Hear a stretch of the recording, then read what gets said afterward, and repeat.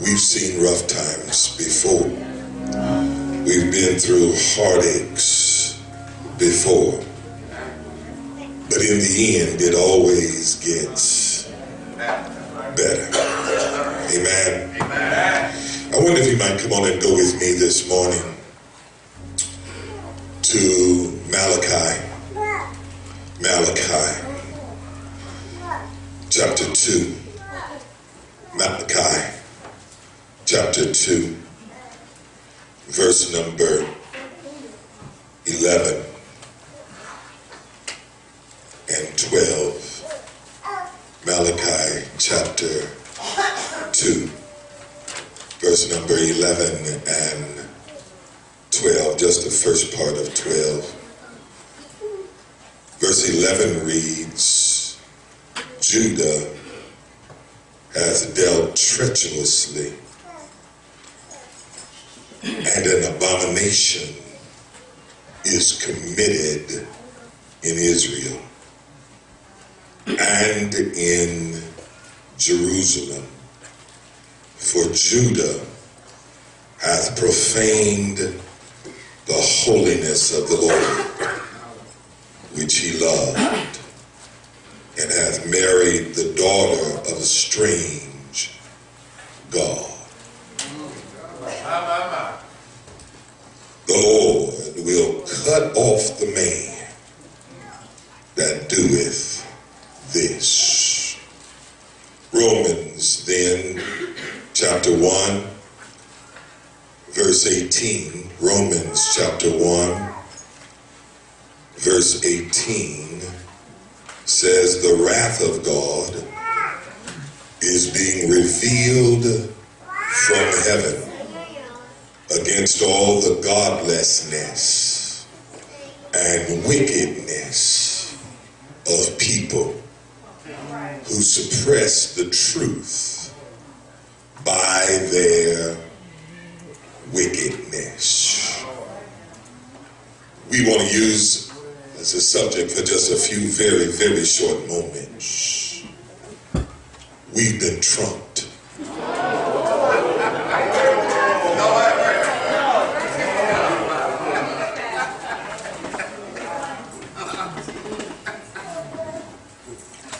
In 2003, Ashton Kutcher debuted a reality TV show entitled You've Been Punked. A show that was based upon the suggestion that the participants in one way or another had been tricked, bamboozled, or led astray. They had fallen for some elaborate scheme that drew them in and made them participants in an action that made they themselves look like fools. And at the end of the show, they would gleefully declare, "You've been punked." All of it was done supposedly in good fun, and hopefully the lasting effects of that trick would have no effect upon the victims beyond that moment in time or frozen in history. They hoped and prayed that people took it in good nature and everybody just went on with their lives. They thought at the time it would have no ill effects that would go beyond that one moment, that people would not take it seriously, but that they would see it was simply a joke and move on with their living.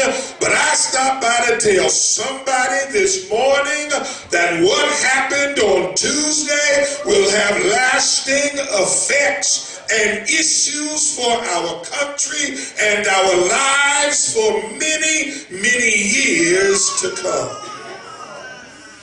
For many people, in fact, Wednesday morning felt more like a day of mourning.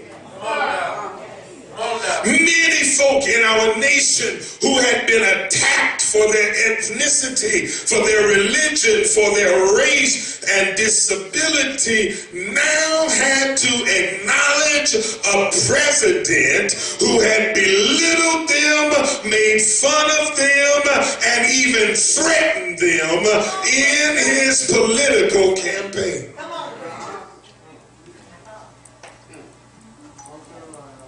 And it didn't feel good. It still doesn't feel good. There are those who are still hurting. Yes, sir. Struggling, trying to figure out how they are going to live. And I have to wonder this morning, church, even now, how many of those who were offended, outdone, undermined, or outmaneuvered by this man who displayed such strange behavior will ever be able to turn the other cheek as we are directed to do by Christ when we are hurt and slapped and knocked down. We are told to get back up, put on our face of joy, and keep marching forward. But I wonder this morning if we can do that again. How can we ever even have hope in America again, let alone believe it can be great again? We've been trumped. The polls had it all wrong. We've been trumped, y'all. The polls said that she was ahead by 4 or 5 points. We've been trumped. The polls had her winning so many states that even the Electoral College would have to just anoint her with the presidency. We've been trumped. The polls had it so wrong. They had many people believing there was no need in worrying about going to vote. The polls had it wrong. They convinced people it was okay if you didn't vote. She was going to win by such a long margin. But in the end, we got trumped. All the news pundits were way off, for in their narrative they continued to say that they couldn't see a path for Donald Trump to win, that Hillary had it in the bag, that everything was already set up, that she was going to be the winner. They had even plotted out which states she was going to win and had almost painted most of the United States blue. But the pundits had it wrong. we've been trumped. The FBI, an agency that was supposed to remain neutral and stay out of the midst of politics, somehow inserted itself in the middle as they were having secret meetings with individuals on the Trump team, and they were discussing what may or may not come out and when it ought to come out. And all of a sudden, James Comey steps forward in July and makes a pronouncement while at the same time casting a cloud, and then comes back 8, 9, 10 days before the election and says, well, we got to open it back up again and look at some new emails. And then just 2 days before, come back again and say, well, there's nothing there. While millions of votes had been cast in between the time. Y'all, we got trumped. She won the popular vote, but lost the electoral college vote. What happened to one voice, one vote? We got trumped. She won the popular vote, but lost the electoral college vote. We got trumped.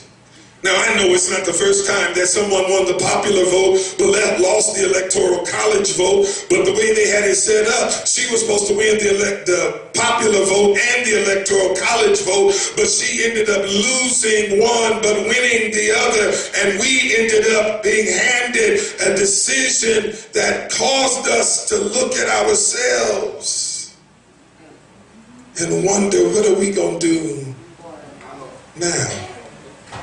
We got trumped. At a time when instances of hate crimes are popping up all over America, from elementary schools, children chanting "Build the Wall" as Hispanic students sit in the lunchroom crying because they are worried about their parents and grandparents. We have high school students marching around through the hallways of the school chanting as they carry a rebel flag, "White Power, white power." We have college students screaming in the face of a Muslim young woman about her religion as they attempt to snatch her hijab off of her head. And all of it is being done in the name of the president-elect.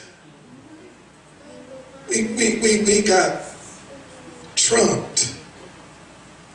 There's a whole society that now believes it's okay to come out of the shadows and out of the basements and out of the places where they were hiding, and now live out and act out the ugliness of their racism and the ugliness of their hatred toward minority groups, and write on buildings and demolish and hate other people through their speech. And we've been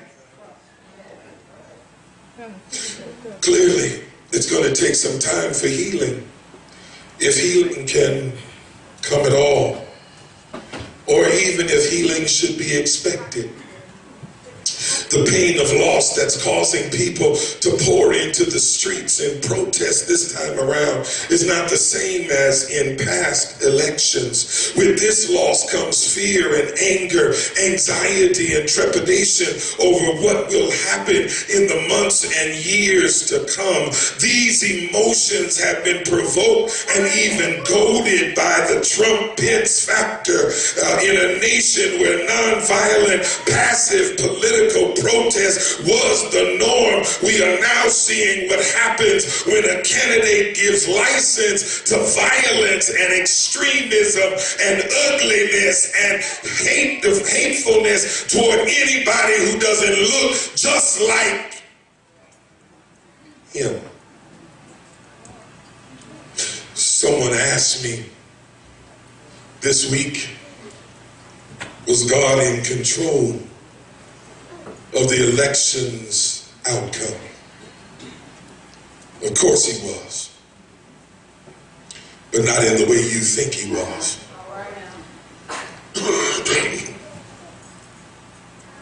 God is always in control of everything.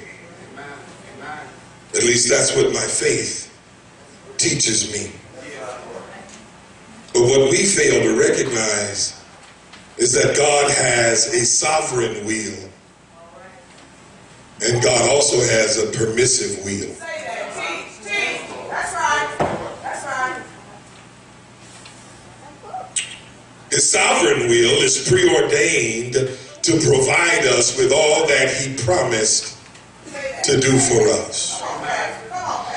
But his permissive will permits hard lessons to fall upon us. Those who study the Word of God readily recognize the difference between God's sovereign will and God's permissive will. And know that as a nation, we may well be entering a season of separation from our God. We don't have to think very hard to come up with reasons why God may be displeased with our nation. Just look around. Paul, in fact, lists some of the sins that would cause this problem to come about. Sins like unrighteousness, fornication, wickedness, covetousness, maliceness, full of envy, murder, debate, deceit, maligny, whisperers, backbiters, haters of God, despiteful folk, proud folk, boastful folk, and the list goes on and on and on. Does any of that stuff ring familiar? If these are the sins that anger God, then surely his permissive will stepped back and said, y'all got it. Go for it. I was struck by the parallel between our present circumstances and the situation Judah faced in the Old Testament. For like us, Judah was surrounded by sin. Even so, God expected Judah to remain faithful to him. But the scripture says that Judah dealt treacherously with God by committing abominations that profaned God's holiness. Y'all, we've seen it happen in America in this particular election. Watch this. Because even the so-called evangelical arm of our nation dealt treacherously with God and committed an abomination in America that profaned the holiness of the Lord. The Lord that they, the evangelicals, claim to love. They did it by aligning themselves with a man who wrapped himself in a loathsome political platform that was filled with nothing but hate and division and tearing apart the very fabric of neutrality that used to be America. They even gathered in their churches with him, sat down with him, broke bread together with him, while they tried to figure out ways to contort and twist and turn their core belief statuses so that they would be able to stand with him somewhere on common ground and ignore all the rest of the statements and actions and policies he promised to put in place. How can you say you love God and yet not love the people that you see within the boundaries of your own country every day? How can you say you love God when you refuse to feed those who are hungry? How can you say you love God when you refuse to clothe those who are naked? How can you say you love God when you refuse to provide homes for those who are homeless? How can you say you love God when you want to eliminate anyone who doesn't see things your way and bound up the walls of the country that you yourself entered into illegally and pushed the folks who were here out of their land and took it over by force. But now you want to block everybody else and call them illegal.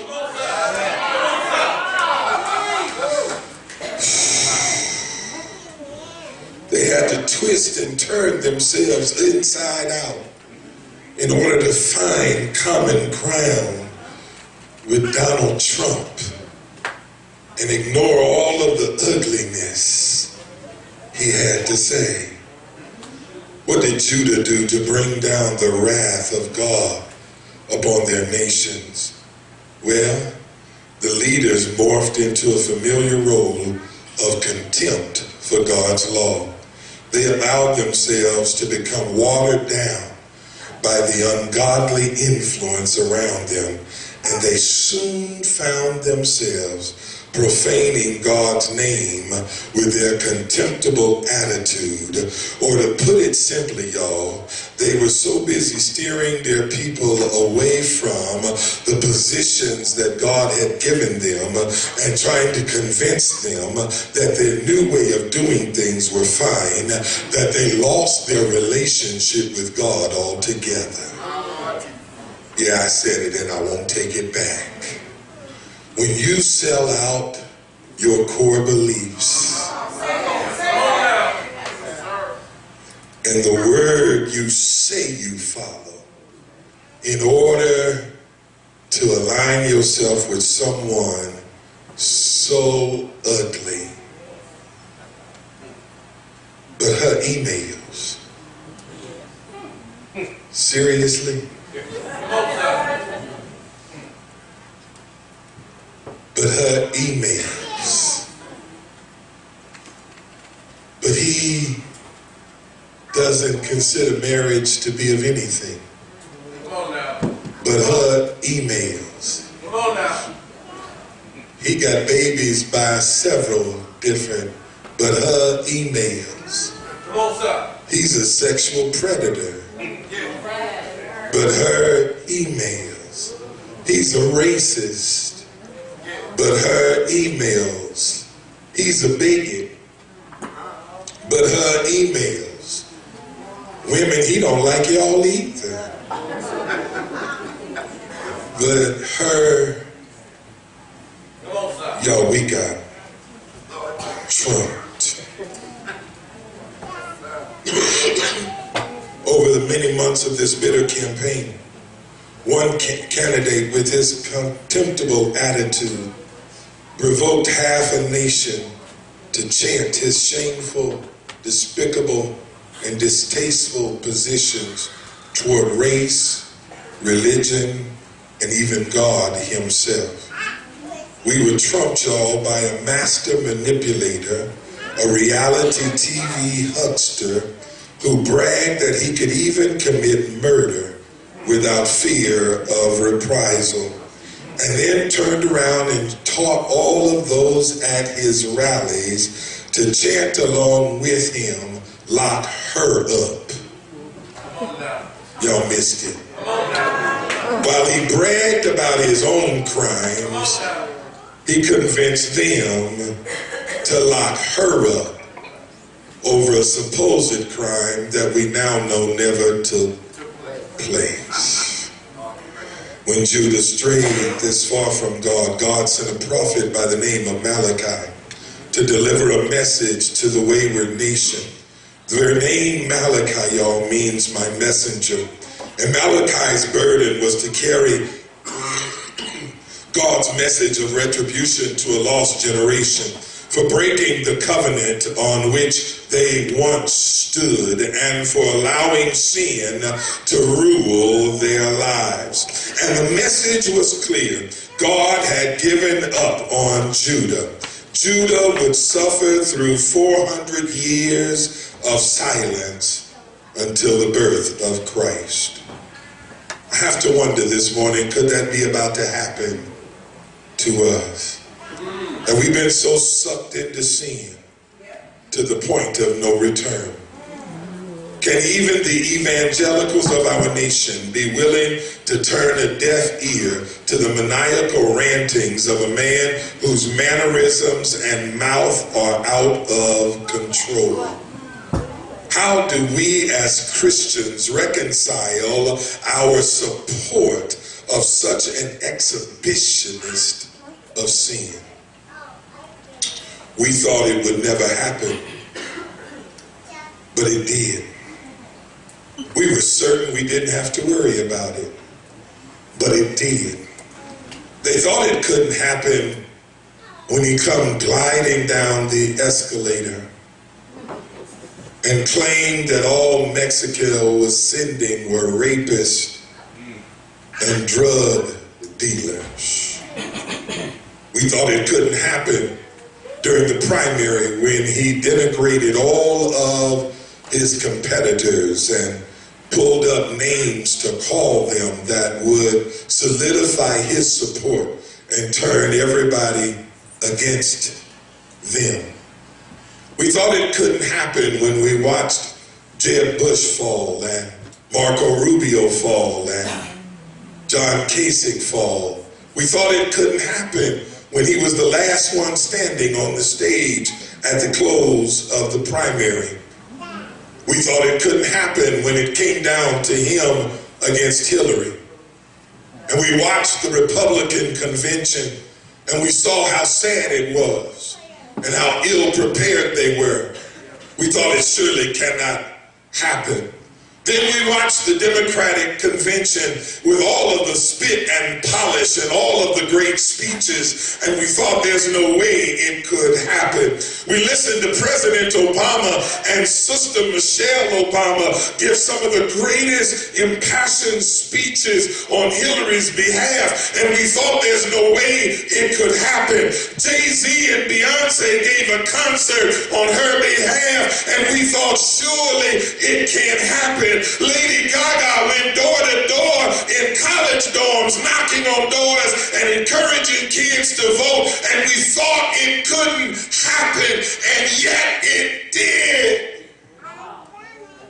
55 million Americans, many of them who called themselves Christians, wore their contemptible attitude against our current president and against the color of his skin and against the fact that minorities looked like they were rising in this country, and they wore it like a badge of honor and picked an individual who had lied to them and tricked them and trumped them, and at the end of it all we'll say to them one day, y'all got trumped. Just wait. He'll get bored with being president. Just wait. He doesn't want to live in Washington. Just wait. He doesn't want to have to get up every day in the White House and walk down to the Oval Office and sit in that drab office that isn't even gilded in gold. Just wait. Air Force One ain't elaborate enough for him. Just wait until one of his businesses get in trouble.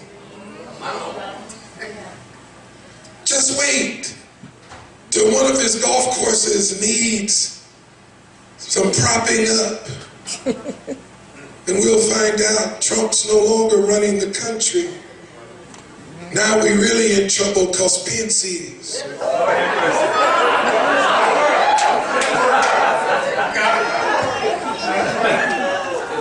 Nowhere to turn. Nowhere to turn. Pence. Well, so many of us were so glad he got picked to run as vice president, because we never dreamed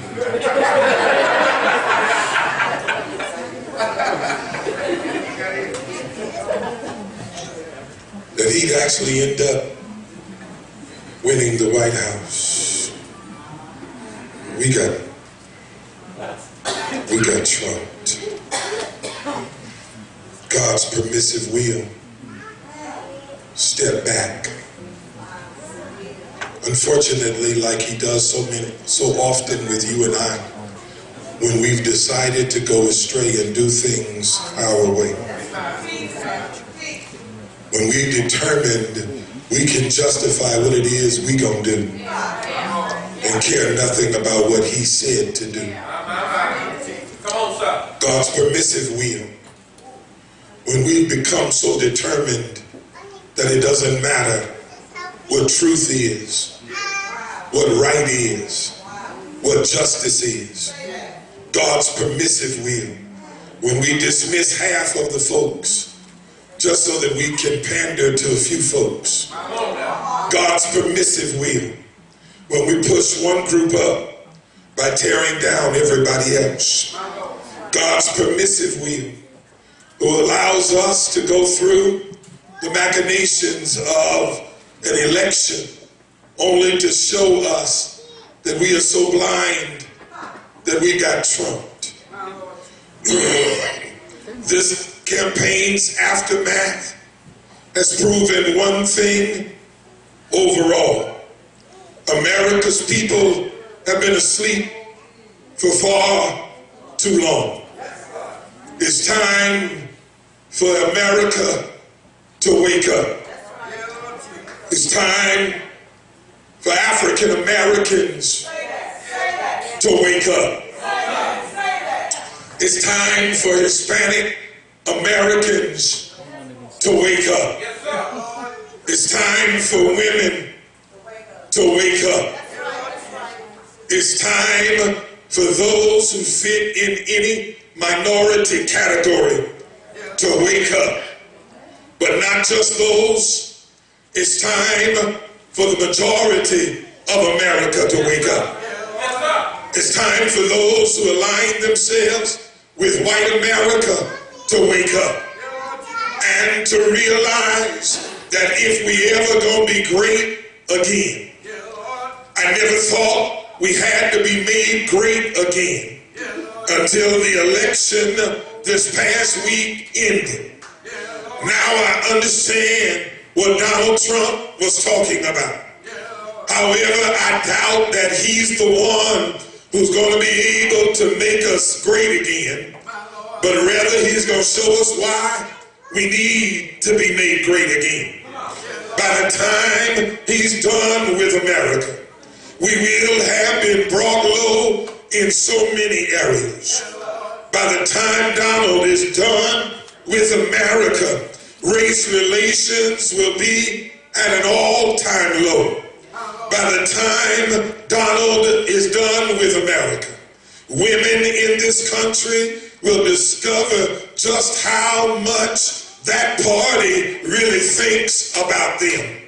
By the time Donald is done with America, our children and grandchildren's future will be dancing on a precarious edge.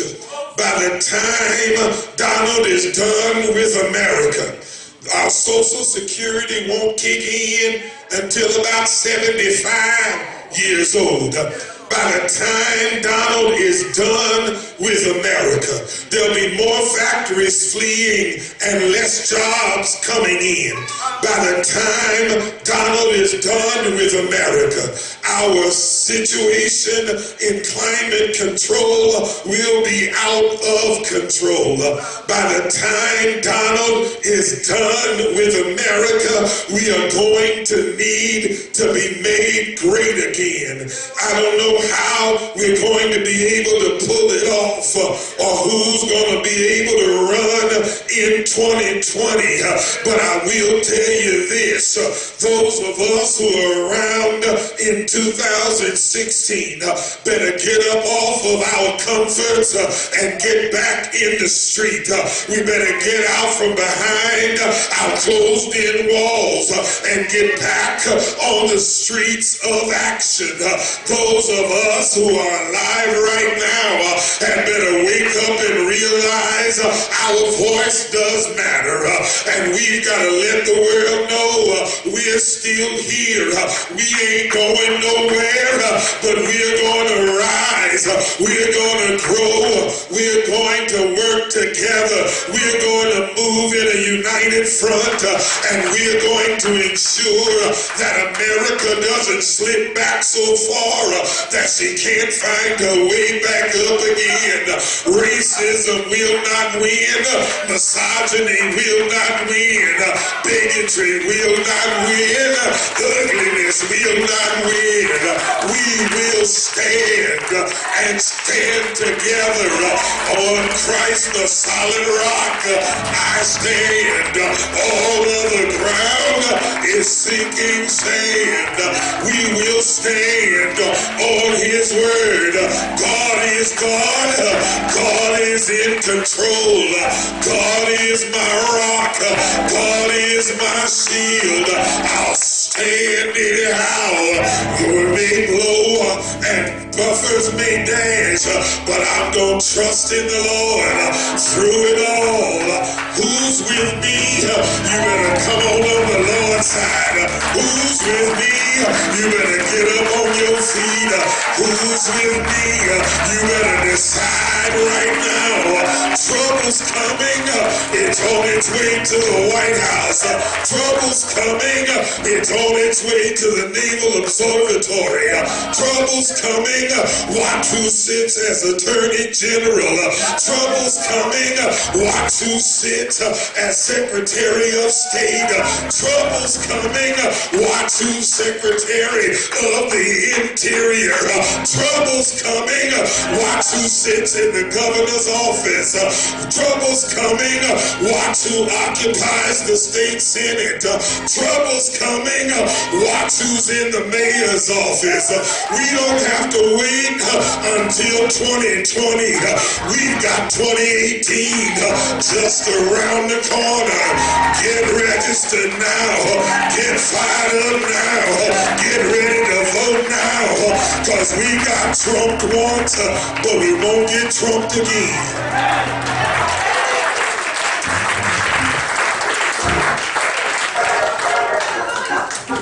We've got to decide, y'all. We got fooled once. You ain't gonna fool us again. No, we gonna stay awake now.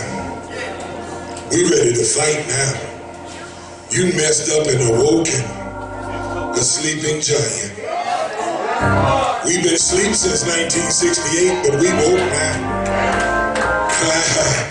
We were playing on the bridge that they marched over, but we woke now.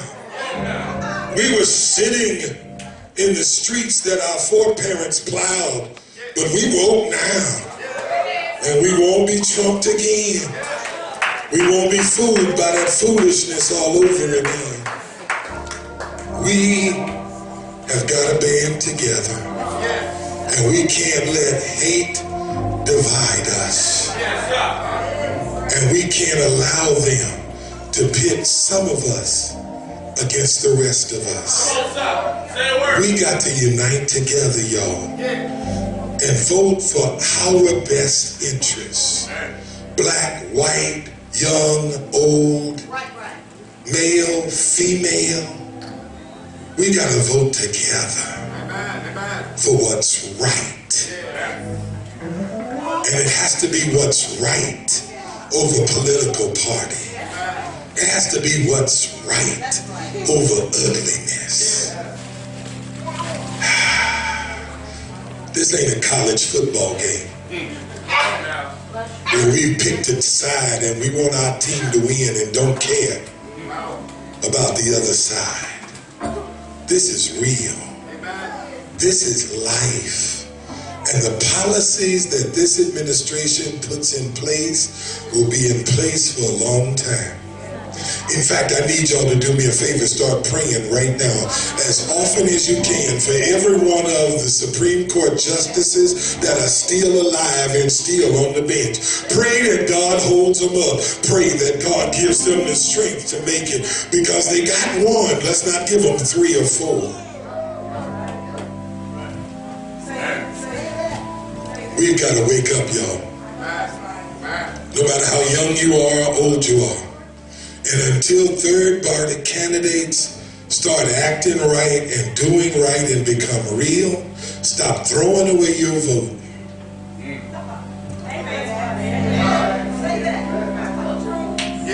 Pick a side. We got a game that our lives depend on. Amen?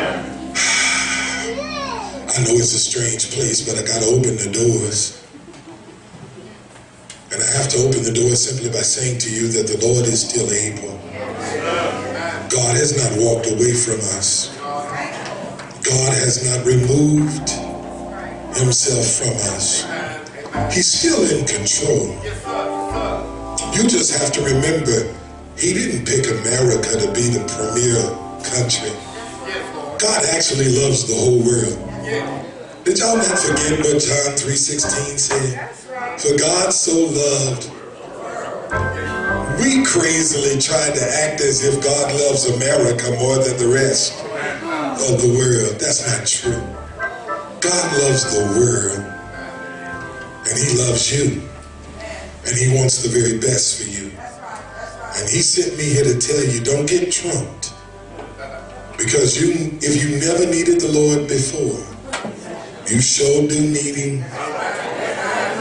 And you better come on, get on the Lord's side while you have opportunity. Amen.